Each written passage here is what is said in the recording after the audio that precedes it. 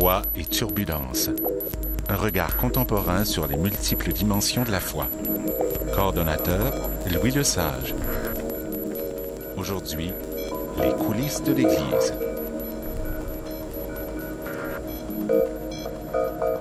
Bienvenue à l'émission, c'est Sabrina Di Matteo qui est avec vous. Je suis adjointe au service de formation de l'Église catholique de Montréal et on s'entretient d'actualités religieuses.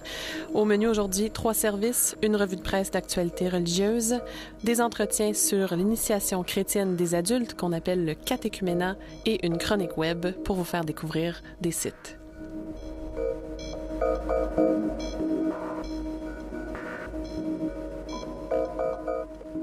On rejoint au téléphone Philippe Vaillancourt. Philippe est journaliste et blogueur. Il tient le blog philippevaillancourt.com depuis 2009, un blog où il commente l'actualité religieuse et nous donne l'occasion de lire un journalisme religieux, souvent chrétien, fait localement au Québec. Donc, Philippe, merci d'être avec nous. C'est notre première revue de presse ensemble qu'on fait dans le cadre de l'émission Foi et Turbulence. Alors, bienvenue. Merci. Alors, on va passer en revue rapidement quelques grands sujets qu'on a retenus des derniers jours ou des nouvelles qui nous emmèneront un petit peu plus loin dans le temps, à commencer par le fait que Monseigneur Thomas Collins, archevêque de Toronto, a été fait cardinal le 18 février par Benoît XVI. Oui, ça s'est passé la fin de semaine dernière. Il devenait comme ça le 4e cardinal de Toronto. On sait qu'il n'y avait plus de cardinal à Toronto depuis le mois d'août, en fait depuis le 26 août, date à laquelle est décédé Aloysius Ambrosic, qui était auparavant archevêque de Toronto avant Monseigneur Thomas Collins, et donc qui est décédé. Ça a ouvert la voie vraiment à la nomination, à l'accession justement au titre de cardinal pour Monseigneur Collins, simplement parce que ça faisait longtemps qu'on l'attendait, et puis on se disait peut-être que finalement, si on repoussait à chaque fois cette nomination pour Monseigneur Collins, c'était probablement parce que on n'avait pas nécessairement voulu avoir 2 cardinaux en même temps en vie à Toronto. Mm-hmm. Là, maintenant, il y en a un seul. Il devient comme ça le 16e cardinal canadien. Si on regarde les autres cardinaux, Benoît XVI en a fait 22, en a créé 22 en fin de semaine, dont 4 qui ne peuvent pas voter, c'est-à-dire qui ont déjà passé l'âge limite de 80, qui est normalement l'âge limite pour pouvoir voter en cas de conclave, donc en cas d'élection pour un pape. Parce que c'est particulièrement ça que les cardinaux peuvent faire, c'est qu'ils peuvent voter pour le prochain pape, c'est bien ça?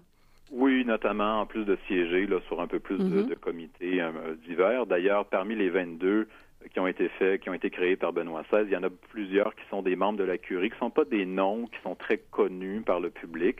Par contre, il y avait d'autres archevêques importants, par exemple ceux de Prague, d'Utrecht aux Pays-Bas, de Florence en Italie, même un évêque à Hong Kong. Et puis surtout aux États-Unis, Monseigneur Timothy Dolan à New York. Donc ça, c'est les autres grands noms, les autres grandes positions où désormais on a des cardinaux. Et puis parmi tous ceux-là, Monseigneur Thomas Collins. Donc il fait quand même partie d'une brochette assez élite au sein de l'Église catholique, mais désormais. Et puis, il faut regarder aussi ce qui s'en vient pour l'Église canadienne. Parce que là, à Québec, théoriquement, on avait un cardinal, Monseigneur Marc Ouellette. Maintenant, il est à Rome, donc il n'y a plus de cardinal en poste à Québec. Également à Montréal, Jean-Claude Turcotte, son successeur pourrait être nommé n'importe quand. Donc là aussi, on va se retrouver bientôt, possiblement à Montréal, avec une situation où, pendant un petit moment, il n'y aura pas de cardinal. Donc, Monseigneur Collins sera prochainement le seul cardinal canadien en poste actuellement, et ça très bientôt. Si on regarde maintenant comment il a été présenté sur la scène internationale, on a surtout retenu dans des divers médias la vidéo qu'il avait réalisée en avril 2010 au sujet des abus sexuels dans l'Église, une vidéo qu'il avait faite en collaboration avec Télévision Salut Lumière, et ce qui fait dire aux gens, aux médias un peu partout, à mes autres confrères journalistes, que le nouveau cardinal canadien, c'est quelqu'un qui a osé élever la voix contre l'Église catholique au sujet de la question des abus et tout. Nous, par contre, si on regarde à l'interne, si on regarde les dernières années, donc 2009 et particulièrement l'an dernier, 2011, carême 2011, Monseigneur Collins est quand même un des archevêques canadiens qui a le plus prêté l'oreille à toutes les critiques, à tous les candidatons qu'on entendait au sujet de l'Organisme canadien de développement et paix, dont on questionnait beaucoup la crédibilité de la part de plusieurs groupes conservateurs, des groupes plus de droite, sur la scène catholique canadienne. Donc, c'est quelqu'un qui peut paraître progressiste parfois, plus conservateur à d'autres fois.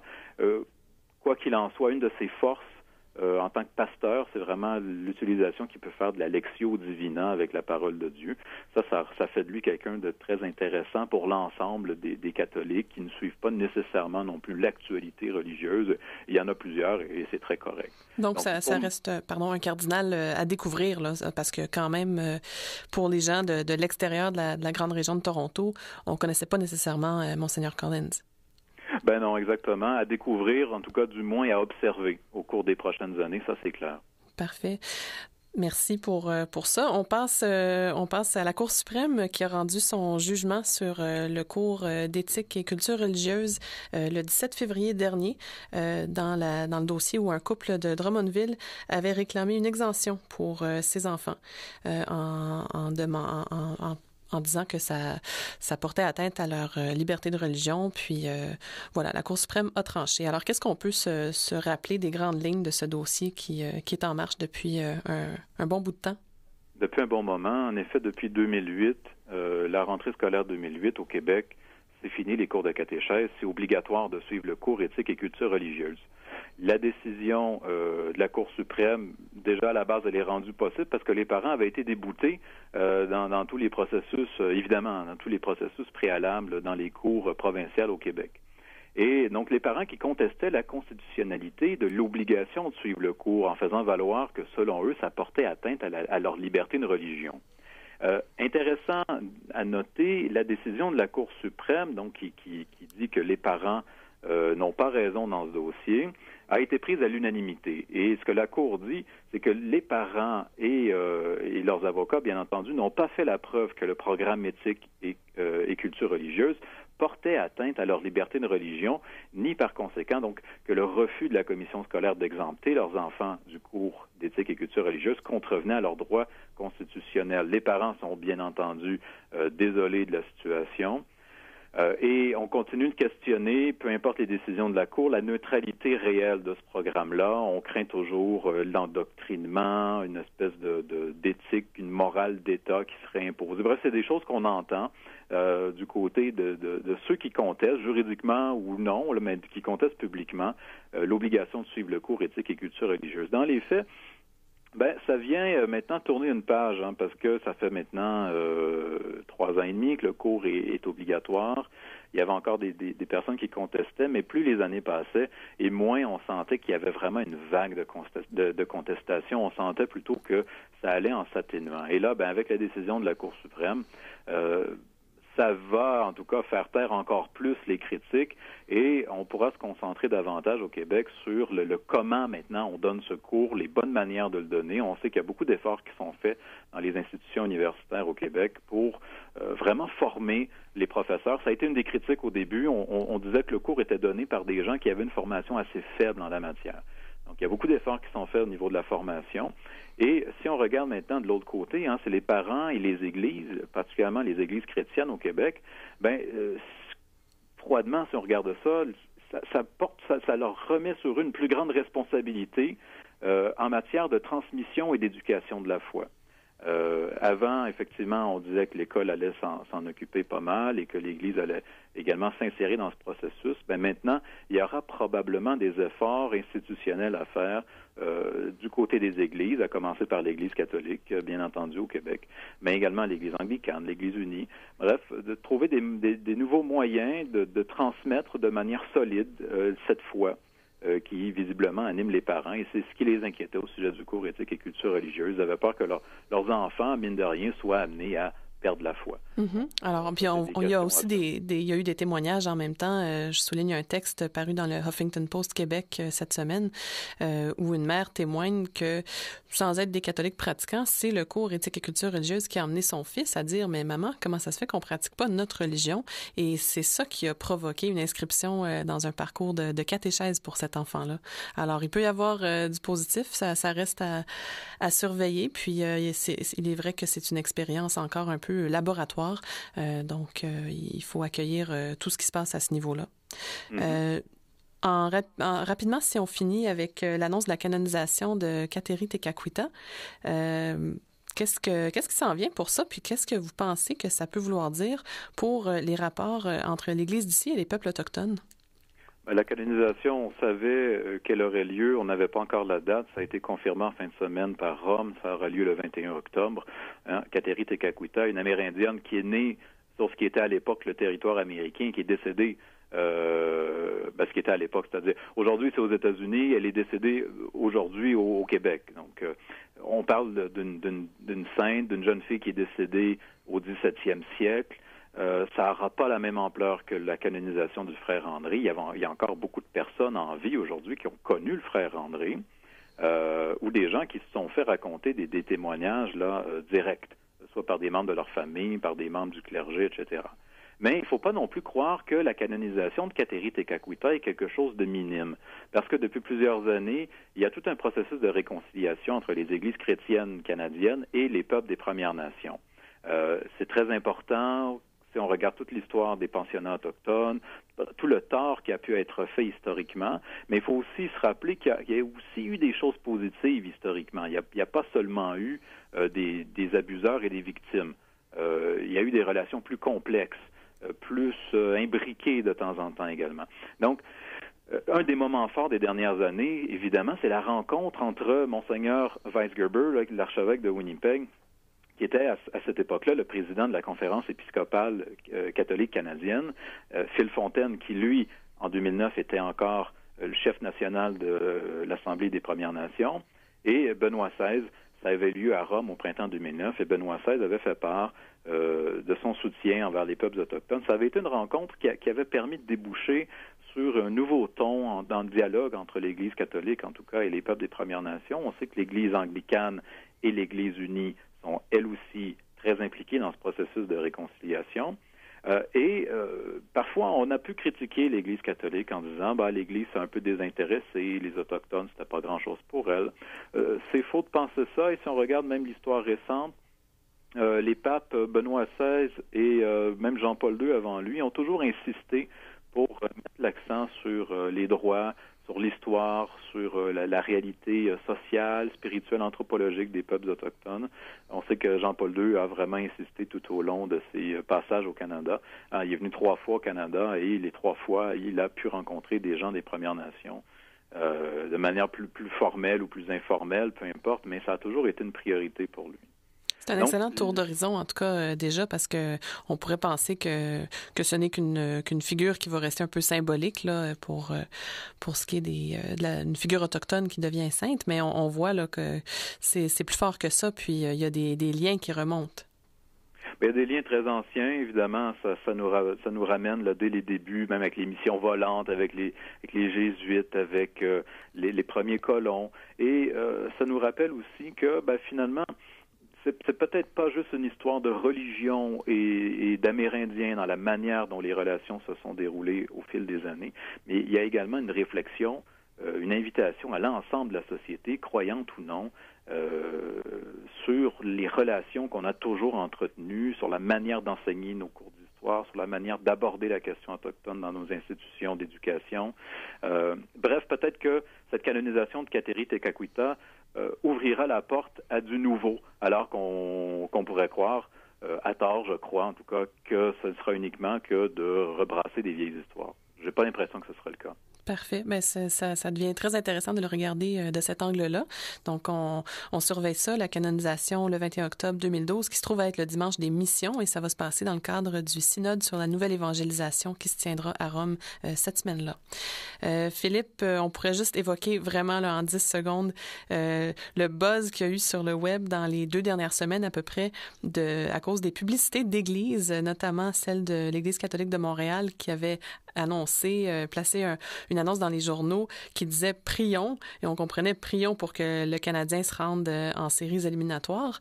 Et tout récemment, la semaine dernière, l'Église catholique de Québec qui faisait un clin d'œil à ce qui s'était passé autour de la censure, si on veut, de la chanson d'Édith Piaf, et qui publiait « Dieu réunit ceux qui s'aiment ». Puis ça crée un peu ça crée du débat d'une façon surprenante, à savoir si l'Église doit faire de la pub de cette façon-là. Est-ce que c'est une façon de banaliser la prière, par exemple? En quelques mots, qu'est-ce que vous retenez de ça? Il y a eu beaucoup d'arguments pour, d'arguments contre. Si on devait résumer la situation, je dirais que d'une part, ça pose toute la question de la cohérence des paroles et des actions de l'Église dans l'espace public. On s'attend à ce que les gestes suivent les paroles. Est-ce que c'est le cas avec ces publicités-là? Là, ça fait partie du débat. Et justement, la deuxième chose que je retiens, c'est cet intérêt. Il y a eu un débat. Et c'est intéressant qu'enfin, on débatte de ces questions-là dans l'Église catholique. Et effectivement, le débat s'est transporté sur Internet et a surtout impliqué des laïcs. Et c'est probablement bon signe pour la réflexion continue que l'Église a à avoir en matière de publicité et de présence dans l'espace public. Alors, comme on dit, parlez-en bien, parlez-en mal, mais parlez-en. Alors, c'est au moins réussi pour ça. Oui. Alors, merci justement de nous avoir parlé, d'avoir apporté différentes considérations sur ces 4 sujets-là. Puis, j'invite les gens qui veulent aller plus loin puis qui voudraient connaître un peu vos réflexions à visiter votre site www.philippevaillancourt.com. Puis, on va se retrouver à une prochaine émission le mois prochain. Et probablement qu'éventuellement, on va pouvoir ramener en studio ce débat autour des communications publiques de l'Église une prochaine fois. Alors, Philippe Vaillancourt, merci encore. Merci Sabrina. Au revoir.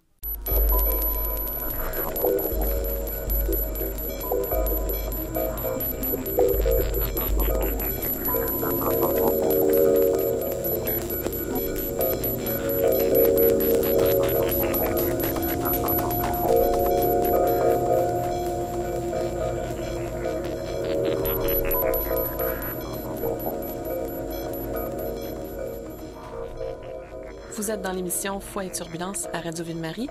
Aujourd'hui, avec Sabrina Di Matteo au micro, on s'intéresse aux coulisses de l'Église. Et cette semaine, il y a quelque chose qui s'en vient, c'est le début du carême. Aujourd'hui, mercredi des Cendres, justement. Et le premier dimanche du carême, à chaque année, il y a une célébration qui se passe dans tous les diocèses à la cathédrale. Ça se passera à Montréal avec le cardinal Jean-Claude Turcotte. C'est une célébration de l'appel décisif. Alors, qu'est-ce que ça mange ça en hiver? C'est un moment dans la préparation des adultes qui se préparent au baptême, à la confirmation, à la première Eucharistie. L'appel décisif est l'étape où, nommément, vraiment par leur nom, leur évêque les appelle et leur demande, donc les reçoit dans la suite de ce processus parce qu'ils vont être baptisés à Pâques, dans la veillée pascale, soit dans leur paroisse, soit à la cathédrale, et ils ont vécu toute une démarche pour en arriver là. Alors, pour parler de ça, pour parler de cette réalité de l'Église qui est un peu méconnue et qui est un beau visage d'Église quand on sait qu'il y en a qui décrochent, qui voudraient renoncer à leur foi, bien, il y a quand même à Montréal quelque chose comme 200 personnes par année qui disent, nous, on veut poursuivre, on veut devenir chrétien, être baptisé, ou on veut compléter notre initiation chrétienne en recevant les autres sacrements. Donc, pour en parler avec nous, pour démystifier ça, je reçois Pierre Allary, qui est adjoint au service du catéchuménat de Montréal depuis 25 ans.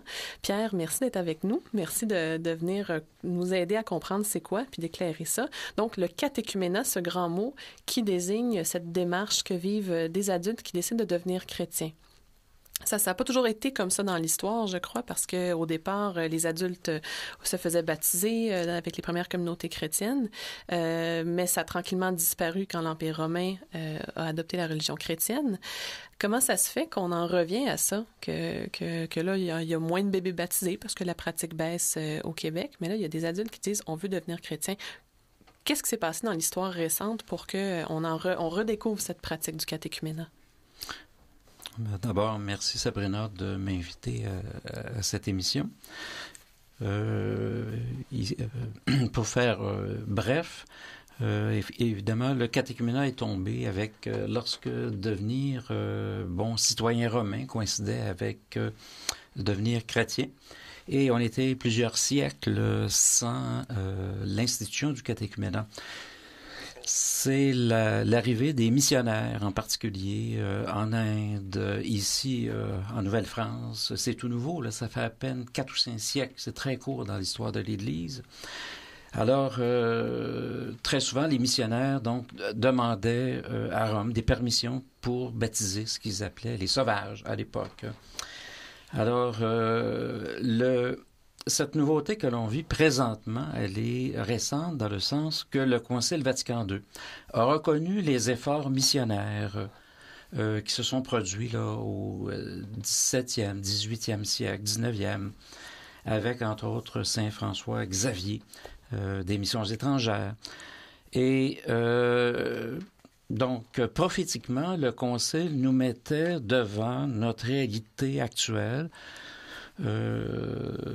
d'Église, d'être, comme tu disais tantôt, dans les coulisses, mais c'est le portique de l'Église, le catéchuménat. C'est comme la porte d'entrée. Une porte d'entrée, donc, où il y a de l'espace pour respirer, pour réfléchir ensemble, pour partager avec d'autres le sens à la vie, la foi qui nous habite, et surtout fréquenter la parole de Dieu et celui qui nous y inspire, le Seigneur lui-même. Donc, le Concile Vatican II, 1962 à 1965, remet un peu en marche cette pratique de l'initiation chrétienne des adultes qui existait sous une autre forme quand même au début de l'Église.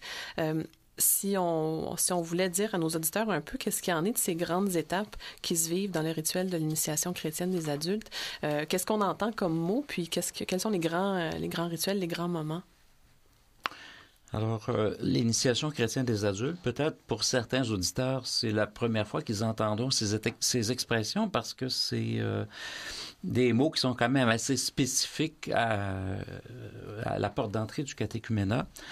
Les temps et les étapes que je vais vous énumérer relèvent du vécu de la personne qui demande le sacrement. Il relève aussi de l'histoire de la communauté chrétienne dans laquelle le candidat est appelé à grandir. On divise 3 grands temps dans l'initiation chrétienne des adultes. Le premier temps qu'on appelle la première évangélisation, ce qui suppose qu'on n'a jamais entendu parler du Christ dans sa propre vie. Je pense qu'on le sait, là, il y a justement un synode qui se prépare à ce niveau-là. Moi, j'ai l'impression que pendant le prochain siècle, nous allons redécouvrir cette rencontre du Christ au niveau personnel. Donc, première évangélisation, c'est-à-dire être placé devant la personne du Christ et répondre à son appel, et dans certains cas, douter, ou même, ça peut arriver, quelqu'un va dire non. Alors, la première évangélisation, ce qu'on appelle aussi en jargon le pré-catéchuménat, est un espace de liberté où le candidat, la candidate au baptême, à la confirmation, est mis en contact avec des personnages de la Première Alliance, où il peut s'identifier, c'est surtout au niveau de l'appel. Et pour clarifier aussi sa motivation. Donc, c'est un temps préparatoire qui va servir à confirmer pour la personne si elle veut réellement poursuivre dans cette démarche. Puis, si elle confirme, alors on vit un rituel de l'entrée en catéchuménat. Alors oui, après le premier temps de la première évangélisation, le rituel prévoit des rites pour rythmer. Et si la personne dit oui, on appelle ça une entrée en catéchuménat. L'entrée en catéchuménat, ce qui est important, c'est qu'elle se passe normalement dans la paroisse ou la communauté chrétienne du candidat qui l'accueille, qui va ensuite le soutenir, le féliciter, le soutenir le plus possible. Et dans la foi, moi, j'ai toujours vu, donc, dans l'entrée en catéchuménat, c'est aussi du sang neuf que le Seigneur envoie dans nos communautés chrétiennes pour les revitaliser de l'intérieur. Mm-hmm. Et puis, une fois l'entrée en catéchuménat vécue, il y a une période un peu plus intensive qui se met en marche avec des catéchèses de groupe où les gens peuvent partager à partir de la Bible ou partager leur propre expérience de vie puis la relire à la lumière de la foi chrétienne qu'ils découvrent et qui émerge en eux. Et on a parlé, j'ai parlé d'appel décisif qui arrive, qui est ce moment où l'évêque appelle ses candidats, ses catéchumènes à se préparer très intensivement au sacrement qu'ils vont vivre lors de la veillée pascale. Donc, il y a une préparation un peu plus intensive en vue de ça aussi. Oui, on parle, nous, à Montréal, de Pâques à Pâques, donc environ on compte environ 1 an de catéchèse un peu plus structurée quand même au niveau du contenu de la foi. C'est important, ça, l'intelligence de la foi. Je dirais que les catéchèses tournent autour de l'approfondissement du credo.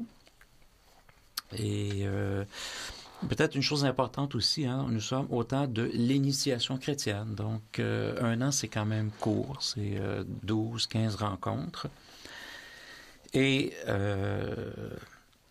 on n'essaie pas, en gros, de tout apprendre en 1 an ou de tout faire, de tout transmettre. Il n'y a pas cette pression-là, parce qu'en fait, il y a aussi une dernière étape à cette démarche catéchuménale, qui est une étape un peu sans fin, je pense, celle qu'on appelle de la mystagogie, du néophytat. Alors, les néophytes, c'est qui? C'est ces nouveaux baptisés qui sont des nouvelles pousses tout fragiles, qui ont à ce moment-là à relire leur expérience, puis à continuer à découvrir qu'est-ce que c'est pour être chrétien. Oui. Je disais, le défi majeur que nous avons à vivre à Montréal, je vais parler pour notre diocèse, c'est de vivre, de ne pas perdre cette vitalité de ces nouveaux chrétiens qui seront baptisés à Pâques cette année, là.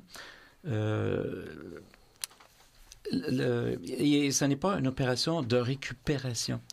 C'est vraiment une opération de prendre soin de marcher avec, de faire confiance à ces nouveaux chrétiens que le Seigneur nous envoie dans nos communautés chrétiennes, leur donner aussi des responsabilités à la mesure de leur talent, de leur capacité. Et il y a aussi l'approfondissement, ceux qui veulent aller plus loin au niveau intellectuel, ça peut se joindre à un groupe biblique. C'est aussi la pratique de la charité chrétienne. On pense souvent à la liturgie, mais qu'on pense aux 4 pas de la pratique chrétienne. Le néophytat est un temps intensif.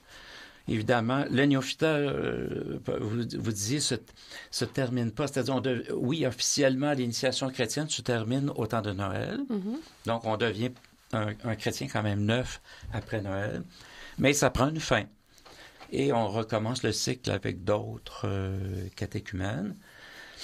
Et ils vont continuer donc à déballer tout ce qu'ils ont appris, tout ce qu'ils ont expérimenté à travers les sacrements. C'est quand même un mystère qu'ils vivent, mais ils continuent d'apprendre qu'est-ce que c'est être chrétien au quotidien, dans les engagements, dans la célébration, la prière et dans l'expérience de la communauté, de la fraternité. On va ouvrir un peu notre discussion en joignant Francine Vincent, qui est la responsable diocésaine du catéchuménat auprès des adolescents 14 à 17 ans et des adultes pour le diocèse de Saint-Jean-Longueuil. Francine, merci d'être avec nous. Ça me fait un grand plaisir. Francine, si je vous lançais un petit peu quelques questions, particulièrement concernant les adolescents que vous accompagnez, si je vous demandais, en fait, ado-adulte, ça vaut pour les deux, si vous vouliez résumer à grands traits, c'est quoi le profil de ces gens qui approchent l'Église pour demander le baptême? C'est quoi leur motivation? Est-ce que c'est des francophones québécois de souche? Est-ce que c'est des gens issus de communautés culturelles? Ça ressemble à quoi? On a de tout. On a de tout. On a des Québécois de souche. On a aussi des gens qui sont d'origine autre. Alors, comme présentement, au niveau du catéchuménat des ados, on en a 3 qui se préparent. Ils sont d'origine camerounaise. Et puis, ils vivent ici. Ils pratiquent avec leurs parents régulièrement, mais eux autres n'étaient pas baptisés. À cause, souvent, il y a plein de raisons qui font que des fois, ils ne sont pas baptisés. Des fois, ça peut être, ils ont changé de pays, ils ont déménagé. Des fois, ça peut être même au niveau de la famille. Il y a eu des fois des difficultés familiales qui ont fait que toute l'initiation chrétienne n'a pas été complétée. N'a pas été commencée même, des fois. Alors, c'est souvent ça. C'est différent un petit peu le cheminement. C'est-à-dire le cheminement, c'est toujours un cheminement catéchuménal au niveau des ados qu'au niveau des adultes. Mais au niveau des ados, on essaie beaucoup de les regrouper par leur milieu, de les mettre ensemble pour qu'ils vivent cette dimension de groupe beaucoup très forte. On sait que c'est important dans une initiation en général, c'est fort à l'adolescence, donc d'être en groupe. Alors oui, d'autant plus de l'intégrer dans une démarche d'initiation chrétienne. Est-ce que vous trouvez, parce qu'avant d'être responsable diocésaine, vous avez été plusieurs années en paroisse à porter le dossier du catéchuménat des adolescents. Est-ce que vous trouvez qu'il y a quelque chose qui s'imbrique naturellement entre cette démarche d'éveil à la foi, de développement spirituel qui vivent à travers le catéchuménat et le propre de l'être adolescent, c'est-à-dire des questions existentielles, les grandes interrogations face à la vie, c'est des choses qui arrivent à se rejoindre? Moi, je pense que oui. Je pense que oui, parce que ils sont à un moment de leur vie où ils recherchent beaucoup leur identité de sujet, un sujet qui est libre, qui est responsable de ses choix. Alors, c'est souvent à ce moment-là qu'ils vont faire aussi ce choix-là. Des fois, c'est présenté par les parents, naturellement. Ils sont les premiers éducateurs de la foi. Hein. Alors, c'est présenté des fois par les parents, mais ils ont aussi le désir de s'affirmer eux-mêmes. Et puis, c'est intéressant aussi de travailler avec les ados parce que c'est dans un moment aussi où ils sont très créatifs, très spontanés, surprenants, rebelles. Alors, c'est ça nos ados aussi quand on travaille avec eux. C'est l'âge aussi de tous les paradoxes, de toutes les ambivalences. Et ils ont aussi à faire comme le deuil de l'enfance puis à passer à d'autres choses. Alors, c'est tout un questionnement qu'ils font ensemble avec d'autres adolescents. Puis le catéchuménat vient encadrer un peu ça puis peut-être les aider à mettre des mots sur leur expérience. C'est ce qu'on espère. Que ça vient en même temps nourrir cette expérience-là qu'ils sont en train de vivre. Je vais faire une petite blague. On a une inside, comme on dit en bon français, au diocèse de Montréal concernant le catéchuménat. C'est que ça prend du temps, puis on a toujours un problème de temps, puis on pense que c'est bien long. Mais là, moi, j'ai un problème de temps parce qu'on pourrait en parler longtemps. C'est un grand sujet qui comporte beaucoup de défis parce que c'est une pratique relativement récente dans l'Église d'ici. Oui, depuis les années 60. Au niveau des ados aussi, c'est une pratique Encore récente. Plus, effectivement. Encore plus. Alors, je vous lancerai une dernière question à Francine et à Pierre aussi. Si vous aviez à nommer un défi pour l'après-catéchuménat, Pierre l'évoquait déjà, quand les gens sont baptisés, ont complété l'initiation chrétienne, ils deviennent quoi après? Est-ce qu'on les perd de vue? Est-ce qu'on les rattache à une communauté chrétienne? Est-ce qu'ils arrivent à continuer à vivre une foi d'une manière communautaire? Je dirais que certains, oui. Certains, oui, particulièrement comme là, les 3 personnes d'origine camerounaise qui font déjà partie d'une communauté chrétienne, qui sont déjà accompagnées par leurs parents. Alors, c'est comme un suivi, là. C'est comme dans le processus. C'est normal, ça va continuer. Je suis sûre qu'ils vont continuer après. Des fois, je me sens un peu comme Philippe et l'Éthiopien. J'ai cheminé avec eux pendant un certain temps. Des fois, c'est peut-être pas moi qui va les revoir, mais il va y avoir peut-être avoir d'autres personnes qui vont les revoir. J'en ai une, par exemple, qui s'est inscrite dans des projets humanitaires. Alors, je me dis, sa foi, c'est là où elle a trouvé son lieu d'insertion. Je la verrai pas nécessairement à la messe le dimanche, mais par contre, elle vit sa foi très fortement, autrement. Et puis, comme là, on avait la belle semaine de la parole au diocèse de Saint-Jean-Longueuil il y a 2 semaines. Et puis, j'ai une jeune qui avait été confirmée il y a 3 ans, qui est revenue pour une activité. Parce que elle avait su qu'il y avait cette semaine-là. Alors, je me dis, bon, des fois, ils sont étonnants. Et puis, je dirais, le grand défi, pendant qu'on chemine avec eux, c'est justement de leur montrer la force de la communauté, la force du être ensemble, et puis la force du groupe aussi, qu'on est un chrétien ensemble, mais en même temps, chacun, je dirais, vit sa foi à sa manière, mais on vient se ressourcer à la communauté chrétienne. Puis alors, donc, il y a le défi pour ceux qui les ont accompagnés de les laisser libres sans savoir comment ils vont poursuivre, puis sans en juger, parce qu'il ne faudrait pas nécessairement penser que ça peut être on pourrait se dire c'est un échec si on ne les revoit pas à la messe le dimanche, mais pas nécessairement. Philippe n'a pas vu ça comme un échec.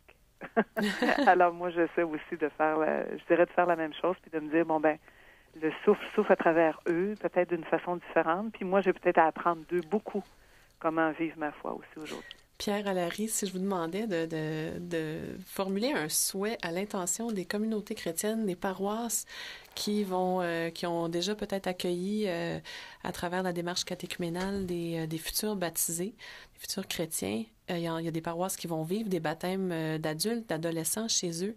Qu'est-ce que vous souhaiteriez à l'intention de ces paroisses? En fait, je leur dirais, accueillez-les à bras ouverts. Acceptez de vous laisser aussi déranger par leur présence. Ils ne seront probablement pas chrétiens comme vous l'avez été, sociologiquement et dans le temps. Et la question est beaucoup plus large. Nous sommes à Montréal dans un processus d'unité. Le Seigneur demande entre nous une unité au niveau des services, des offices, des paroisses. On a besoin, c'est que nos candidats sont très sensibles à notre non-verbal. On parlait des catéchèses tantôt, mais le défi, en fait, est plus large. Ce que je nous souhaite comme Église à Montréal, c'est de continuer cette œuvre d'unité dans la diversité. Les communautés culturelles, la communauté anglophone, francophone, les beaux défis que les régions épiscopales vivent présentement. Alors, c'est de se laisser déranger dans le bon sens du terme. Le Seigneur est en avant de la barque qui nous mène vers son règne. Merci Pierre, je pense que c'est bien dit, qu'on se laisse déranger, que c'est une église aux visages multiples, puis la plus grande interpellation, c'est celle de la communion, d'arriver à harmoniser tout ça. Alors, c'était bien court, je le sais, faudrait toujours revenir sur des sujets comme ça parce qu'ils sont assez décisifs pour l'avenir de l'église. Alors, je vous remercie, Pierre Allary, adjoint au service du catéchuménat du diocèse de Montréal, et Francine Vincent, responsable diocésaine du catéchuménat des adolescents et des adultes au diocèse de Saint-Jean-Longueuil. On va penser cette semaine donc à toutes ces centaines de personnes qui se préparent à entrer intensivement dans leur préparation pour la veillée pascale et pour les sacrements qu'ils y vivront. Merci. Merci.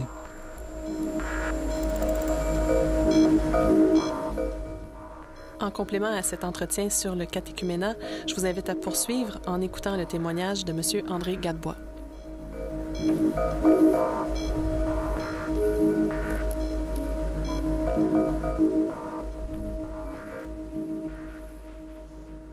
André Gadebois, vous êtes animateur des catéchèses collectives pour le service du catéchuménat du diocèse de Montréal depuis un bon nombre d'années, je crois.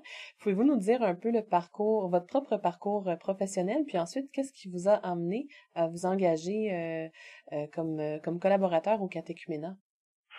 Bien, j'ai eu une formation en théologie vers les années de l'Expo 67. Après ça, j'ai travaillé dans des quartiers assez appauvris à Montréal en faisant du ministère. Et puis, finalement, j'ai travaillé beaucoup auprès des enfants en difficulté comme enseignant.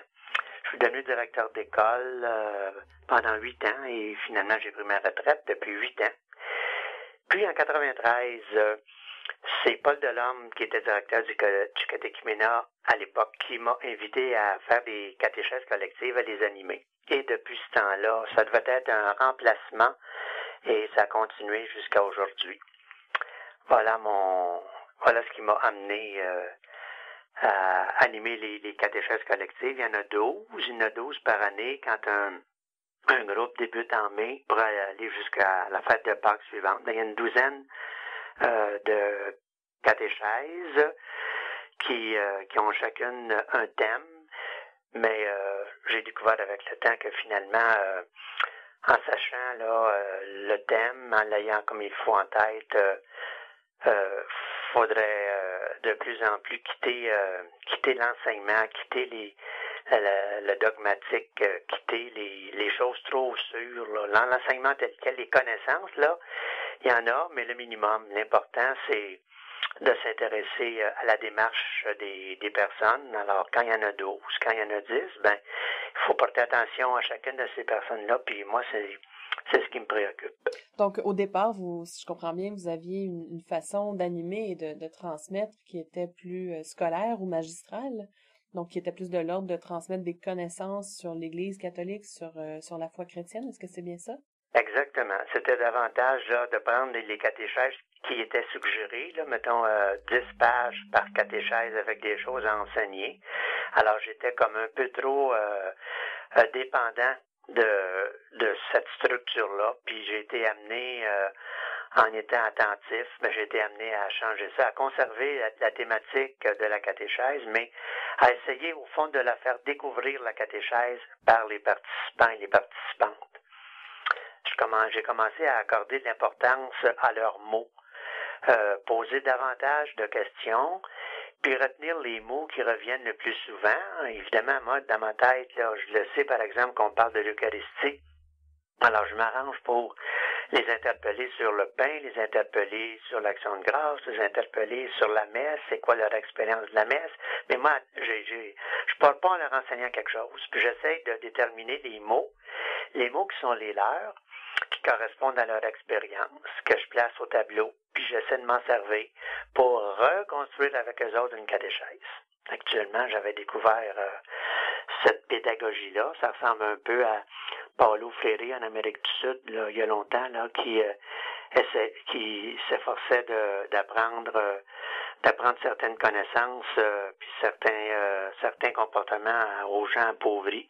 Et il procédait un peu comme ça parce qu'il avait découvert lui-même l'importance des mots pour les personnes qui sont avec nous. Okay. Donc, pour les aider autant à nommer leur expérience vis-à-vis la foi qui émerge en eux que de faire des liens avec leur expérience de vie? Ben, c'est ça, c'est que si les gens, les participantes voient au tableau leurs propres mots, c'est comme s'ils sont plus portés à en parler de leur expérience. Puis là, j'ai découvert avec le temps aussi que faire le lien entre leur expérience de vie quotidienne, donc des échecs, des bons coups, des déceptions, des souffrances, des beaux moments, faire le lien entre l'expérience de Jésus puis leur expérience, j'ai trouvé que c'était ça essentiel, c'était incontournable dans des catéchèses collectives. Leur expérience, puis prendre aussi leur expérience puis la mettre en lien avec l'expérience du gars ou de la fille d'à côté, puis peut-être susciter comme un échange entre eux. Ça, c'est plus difficile, là, mais depuis quelques années, là, peut-être depuis 3-4 ans, je pense que je réussissais mieux à les mettre en lien entre eux. Pas seulement eux et Jésus, mais eux et elles entre eux. Fait que, au fond, c'est ça, les grands objectifs que maintenant je vise. Puis, si je vous demandais un peu à travers ces échanges que vous suscitez, mais vous-même, ce que vous transmettez comme personne, comme croyant à travers ça, vous essayez de faire entrer ces gens-là dans quelle vision de la foi, dans quelle vision de leur rapport au monde, l'Église, c'est-à-dire finalement, ça change quoi pour eux d'être chrétiens? Qu'est-ce que vous essayez de leur transmettre? Moi, je pense qu'il y a deux choses que j'essaie de leur transmettre. La première, c'est qu'il y ait une foi joyeuse, qu'il y ait une foi, là, des fois, j'ai trouvé un mot récemment, là, une foi gaillarde, c'est-à-dire une foi, là, qui est tellement reliée à celle de Jésus, pas à celle des connaissances de l'Église tant que ça, mais à celle de Jésus. Leur foi est tellement reliée qu'ils sont capables, grâce à ça, d'aller vers les autres avec confiance, puis avec beaucoup de joie. Puis c'est important d'aller vers les autres parce que c'est ça l'Évangile, la bonne nouvelle, l'annonce de la bonne nouvelle aux plus pauvres, à ceux qui sont les plus mal pris, ça c'est important. Mais y aller avec joie, puis y aller avec confiance, puis y aller parce qu'on est certain qu'il y a une espérance qui est présente là dans l'humanité. Puis nous autres, on a juste comme à la faire sortir, là, comme au printemps, les pousses vertes commencent à sortir, mais ils sont là depuis l'automne, là, les bouchons, ils s'installent à l'automne, puis ils vont éclore au printemps, mais c'est dans la difficulté de l'automne qu'ils sont présents, les bourgeons. Alors moi, je trouve que mon but, c'est de leur permettre d'être en beau contact avec la personne de Jésus, puis à cause de ça, aller avec assurance vers les autres, aller vers les autres avec joie. Puis les autres, en commençant par les personnes les plus proches, mais en commençant aussi par les gens les plus pauvres, comme dimanche dernier, à la porte d'entrée du catéchuménat, il y avait un itinérant complètement caché dans son sac de couchage, Alors, quand les catéchumènes sont arrivés, ils ont été vraiment surpris de voir là ce gros paquet de tissu, mais en dessous du paquet de tissu, il y avait un être humain. Ça, je pense que ça a comme surpris les gens. Ils ont dû se demander, mais on fait quoi avec ça? Là? On passe-tu par-dessus? On passe-tu du pied? Je trouve que vivre des expériences comme ça, là, c'est incontournable pour la foi.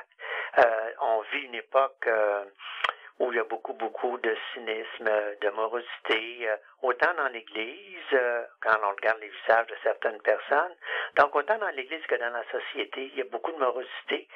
Puis c'est important de la reconnaître, la morosité, mais de ne pas la laisser là. Quand les prophètes reconnaissaient comment leur peuple était dans le trouble, qu'ils n'allaient pas leur dire, vous voyez comment vous êtes? Au contraire, les prophètes, ils allaient la rallumer, la flamme qui était en train de s'éteindre. Quand Jésus, sur la montagne, disait « Heureux parmi vous ceux qui êtes pauvres, ceux qui êtes pleins de justice », ben j'imagine comment ces gens-là, inconnus, anonymes dans la foule, puis se sentant pauvres, se sentant parfois capables d'aller vers plus de justice, comment ils devaient se sentir épaulés, encouragés, en se disant « Je vais continuer ». Mais moi, c'est ça que je cherche. À cause de la personne de Jésus qui doit être constamment nourrie, cette présence-là, ben, aller vers les autres avec beaucoup d'audace, beaucoup de confiance, puis beaucoup de joie. Ouais. C'est ça que j'aimerais tellement leur léguer. Ben, je pense que vous le faites bien. On entend votre propre passion pour maintenir un équilibre entre être disciple de Jésus, mais que ça ne reste pas qu'une foi tout à fait individualiste, mais que ça débouche sur les autres, ça débouche sur l'engagement pour la justice sociale. Alors, merci de ce long engagement que vous avez eu, je pense, presque 30 ans, je crois. 20, pardon. Bon, ben, on vous souhaite 30. On va vous souhaiter 30, mais merci pour ces 20 ans à accompagner des centaines de personnes qui se préparaient au baptême, et je suis sûre que c'est un bel héritage que vous leur avez légué. Alors, André Gadebois, merci beaucoup de nous avoir accordé ce partage. C'est bien gentil. Vous écoutez Foi et Turbulence. Aujourd'hui, les coulisses de l'Église.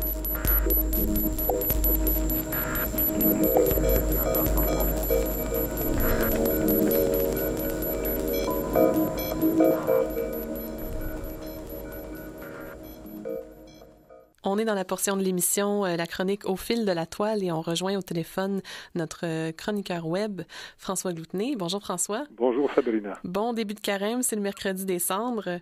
Alors, il y a sans doute des gens qui vont être en célébration ce soir pour être marqués des cendres pour entrer dans ce 40 jours qui nous mène vers Pâques. Il y a des gens qui se préparent à vivre quelque chose de spécial à Pâques. On en a parlé un peu plus tôt dans l'émission. Des gens des adultes, des adolescents qui vont recevoir le sacrement du baptême, qui vont peut-être aussi recevoir la première Eucharistie et être confirmés. Donc, des gens qui ont un profil de raccrocheurs à l'Église, de recommençants qui sont en cheminement. Donc, on vous a demandé de fouiller un peu le web pour nous sortir quelques exemples de sites web qui sont utiles pour des gens qui ont ce profil-là de redécouvrir la foi, de revenir vers l'Église et qui sont des sites qui sont conçus dans un langage qui s'apprivoise bien. Alors, qu'est-ce que vous avez à nous proposer? Alors, j'ai des petits bijoux aujourd'hui, Sabrina, à vous proposer. Écoutez, le premier que je vous propose, la toile, le web, c'est un endroit où on a énormément de matériel. Tous vos besoins peuvent être comblés, si on veut. Tous vos besoins intellectuels peuvent être comblés par Internet. Il s'agit que vous avez besoin d'un renseignement précis, vous allez trouver besoin d'une information, besoin d'un conseil. On va vous en donner énormément. Plein de gens qui veulent votre bien sur Internet. Mais ce qui est intéressant, c'est qu'il y a un site qui s'appelle croire.com. C'est fait par la maison d'édition Bayard, une grande maison française, et qui propose sur Internet un portail sur la spiritualité et sur l'aventure chrétienne. Alors, l'idée, c'est de déposer en ligne un tas de messages, de documents, d'informations qui peuvent justement permettre aux gens d'entrer par une porte à l'intérieur de cette église-là, ou au moins d'aller découvrir comment se vit l'aventure chrétienne aujourd'hui. Alors, ça peut être peut-être par les différentes étapes de la vie, c'est-à-dire le baptême, le mariage, le deuil, les grandes fêtes, tout ça, mais ça peut être aussi de l'information, des parcours prières, ça peut être aussi la recherche d'images, une certaine spiritualité par rapport à une certaine réflexion aussi qu'on peut avoir par rapport à des images. En fait, c'est un des sites les plus complets qu'on puisse trouver en français. C'est d'abord bien écrit, ça fait pas peur du tout. On garde notre anonymat là-dessus, si vous le voulez. Il y a aussi des sections qui sont payantes, si on veut aller plus loin à l'intérieur de ça. Mais ceci dit, il y en a pour tous les âges. En fait, l'idée, c'est de développer un site spirituel, un portail spirituel sur Internet. Moi, je pense que là, vous avez une excellente adresse pour débuter. Puis c'est organisé donc par thème, par sujet, c'est facilement navigable. Puis une petite question, est-ce que on se permet dans la diversité des thématiques d'en explorer certaines qui pourraient être un peu plus controversées en Église? Parce que souvent, c'est les questions controversées qui emmènent les gens à fouiller un peu pour qu'est-ce qu'il y en est du christianisme. Oui, et tout à fait. Vous avez raison de le mentionner. C'est un site où les forums et les blogs de discussion sont particulièrement actifs. Alors, c'est intéressant parce que dans l'Église, souvent, on ne voit pas beaucoup de discussions, on ne voit pas nécessairement beaucoup de débats, alors qu'à l'intérieur de ça, allez voir les forums, il y en a à peu près sur tout et pour tout, y compris toute une section sur des questions sur la religion. Et là, vous allez pouvoir poser des questions, vous allez obtenir des réponses des gens, des autres internautes qui sont là, mais aussi des animateurs de croire.com. Vous allez trouver aussi beaucoup de petites vidéos, vous allez trouver de matériel. Même pour les jeunes enfants, vous avez des éléments, là, des coloriages, des jeux et des animations. OK. Donc ça, c'est du côté du vieux continent que ça se passe? Oui. Il faut la voir. Elle est simple, hein? C'est croire.com. Alors, c'est www.croire.com. Parfait. Si on regarde du côté des initiatives plus locales, francophones, québécoises, qu'est-ce qu'on a? Ben, il y a en 2000, c'est un groupe de dominicains et beaucoup de laïcs qui ont travaillé ensemble et qui ont lancé un site qui s'appelle le Webzine des chercheurs de Dieu. Un webzine, c'est un journal électronique. Alors, c'est une revue qui paraît tous les mois et qui s'appelle Spiritualité 2000. Alors, ça paraît tous les mois, mais vous ne la trouverez pas sur papier, vous allez la trouver en ligne. Alors, c'est une adresse qui est très simple, spiritualité2000.com, 2000 en chiffres. Et vous allez trouver à l'intérieur de ça exactement comme une revue, c'est-à-dire vous allez avoir un éditorial, vous allez avoir des documents, des enquêtes, des analyses, des critiques de livres. Ils ont même une petite galerie d'art. En fait, vous allez trouver, comme dans une revue, plein de chroniques. Mais toutes sont orientées vers l'aventure spirituelle, vers cette recherche de sens.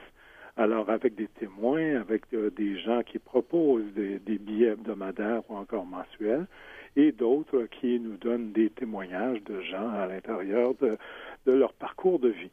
Alors, vous allez trouver là aussi quelque chose de fort intéressant. Je vous le dis, ça fait plus de 12 ans que c'est en marche, et c'est assez extraordinaire d'avoir été capable de le faire avec une aussi grande régularité, une aussi grande fidélité. Tous les mois, le contenu change. Alors, conservez cette adresse-là dans vos signets. Allez le revoir le mois prochain. Vous aurez du nouveau matériel et du matériel solide de bonne qualité. Parfait. Ça, c'est donc www.spiritualité2000.com. Puis, est-ce qu'on peut avoir rapidement quelques adresses pour la période de carême en particulier? Ben oui, c'est le carême qui commence aujourd'hui. Alors, je vous en propose deux. Un que j'aime beaucoup et qui est extrêmement populaire, c'est la retraite dans la ville. Imaginez, des dominicains de Lille en France organise un site web dans lequel vous donnez votre adresse courriel et tous les jours, vous pouvez prier avec eux. Vous pouvez recevoir des conseils, des éléments d'information et aussi des éléments de réflexion pour passer tous les jours du carême. Alors, c'est bon jusqu'à Pâques. Déjà, il y a un peu plus de 43 000 personnes qui sont inscrites. On devrait atteindre les 50 000 bientôt. Moi, je vous suggère, en tout cas, d'aller visiter ce site-là et de laisser votre adresse courriel.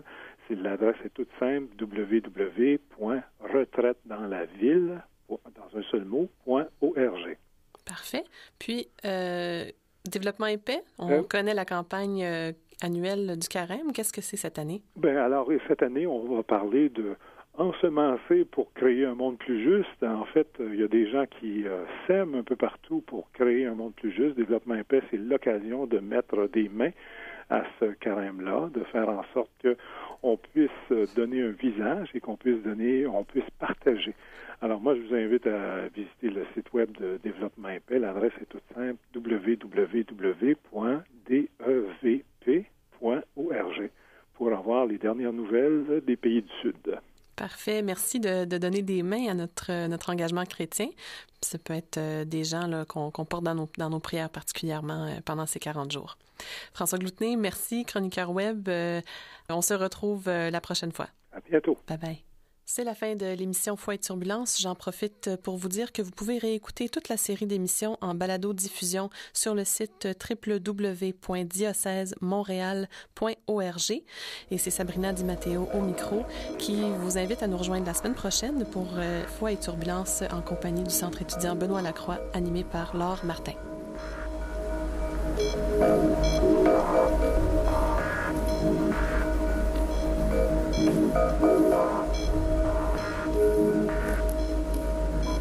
Thank you.